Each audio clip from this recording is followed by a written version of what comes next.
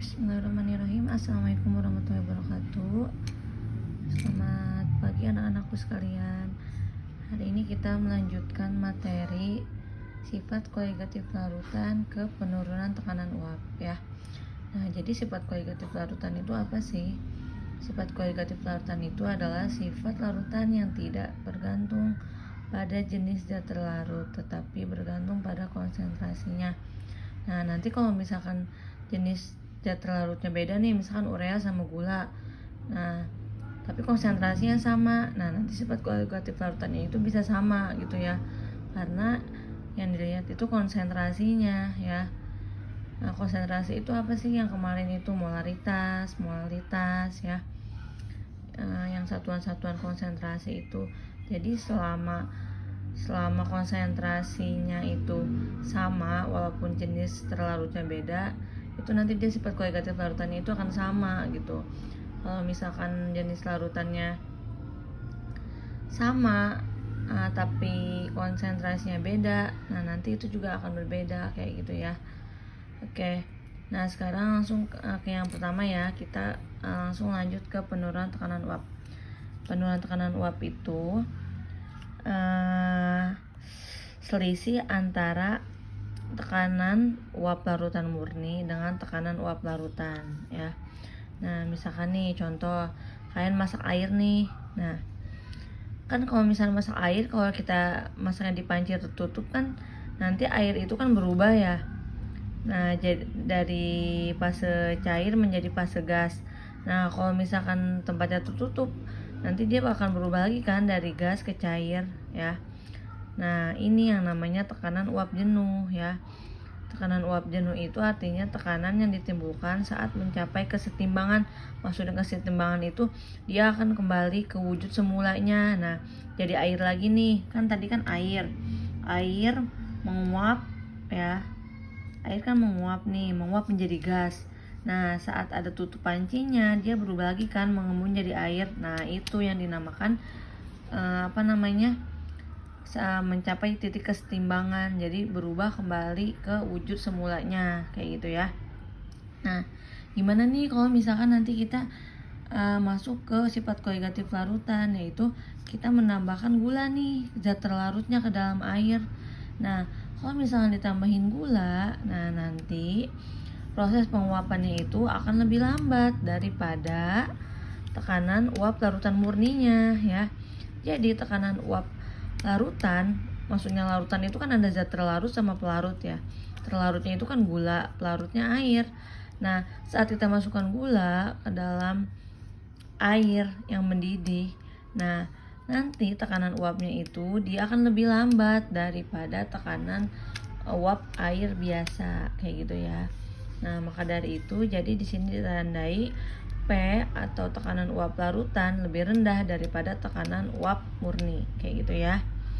Nah, selisih antara tekanan uap murni dengan tekanan uap larutan itu namanya penurunan tekanan uap atau delta P kayak gitu. Oke, nah di sini ada dua ya rumusnya ya, ada tekanan uap larutan, ada penurunan tekanan uap. Kalau penurunan tekanan uap larutan XP dikali P murni, XP kan yang kemarinnya yang fraksi mol. Nah, kalau misalkan tekanan uap larutan XP, kalau penurunan tekanan uap pakainya itu XT ya, atau fraksi mol terlarut kayak gitu. Oke, sekarang supaya lebih paham langsung aja ke contoh soal ya. Oke, kita baca soalnya. Tekanan uap air pada temperatur 25 derajat Celcius adalah 23,76 mHg. Tentukan penurunan tekanan uap jika ke dalam 90 gram air dilarutkan 18 gram glukosa. mR glukosa sama dengan 180, mR air sama dengan 18. Oke, langkah pertama kita cari yang ditanyain itu apa ya. Di sini kan yang ditanyain apa? Penurunan tekanan uap.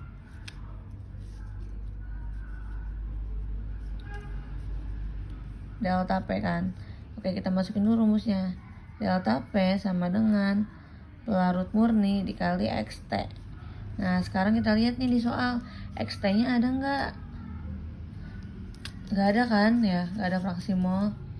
Nah, tekanan uap larutan murninya ada nggak? Oh, ada nih. Tekanan uap air pada temperatur ada 23,7 mmHg.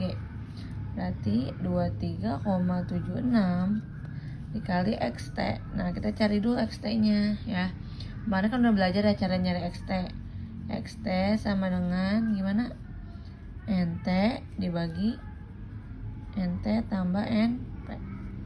Oke, sekarang kalian analisis siapa yang jadi zat terlarutnya. Nah, di sini kan ada 90 gram air sama 18 gram glukosa. Nah, berarti siapa nih terlarutnya? Glukosa dong. Nah, sekarang kita cari dulu ya NT dari glukosanya. Di sini ya. NT sama dengan G per MR.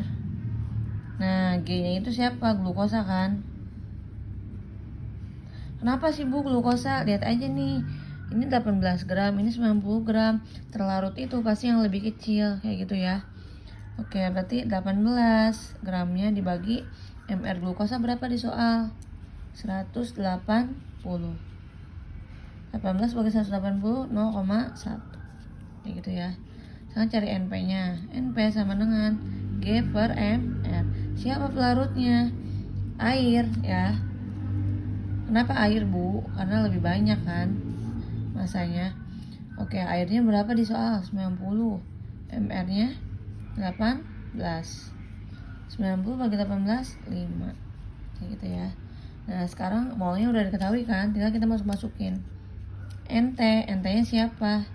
Glukosa kan? Berarti 0,1 dibagi 0,1 tambah NP. NP-nya siapa? Air kan? 5. Oke, berarti 0,1 dibagi 5,1 sama dengan 0,02. Kayak gitu ya. Oke, udah selesai belum Bu? Belum. Nah, ini kan XT ya. Tinggal kita masukin ke rumus yang ini. Oke, tinggal dimasukin deh. Di bawah aja ya. Delta P sama dengan P dikali XT. P pelarut murni ya. 23,76 dikali XT-nya 0,02. Gitu ya. Nah, berapa hasilnya?